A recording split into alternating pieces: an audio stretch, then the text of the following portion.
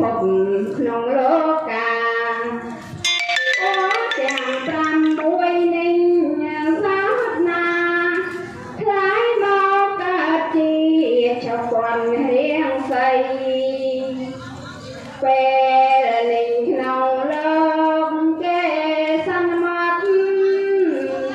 យកពណ៌នេះក៏ជាសត្វក្តី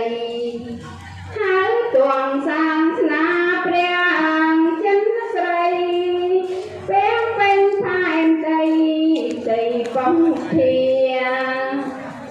យើងខ្ញុំរាល់គ្នាសូមគោរពវន្តាចំភពចងសាសនា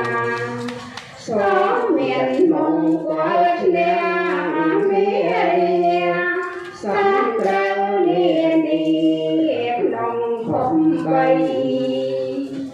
សូមឲ្យយើងខ្ញុំប្រញាប់ដល់ដើរកាន់តាមផ្លូវទៅបរិយជាឋានបរមសង្ឃសុស្ដីដោយព្រះបារមីនឹងពីណោសូមអនុមោទនាសាធុសាធុចាស់រួចហើយដល់ញាតិញោមយើងណាបាទហើយសូមសំណាក់ខន្តីអភ័យទោសពីសំណាក់លោកចាស់ទៅព្រះអង្គពុទ្ធបរិស័ទទាំងឡាយបាទខ្ញុំសំណាងឲ្យចាស់បងក្រុមគ្រួសារការទទួលបរិស័ទអារៈទៅគឺការបង្គាប់ក្នុងកិច្ចផ្សេងៗហ្នឹង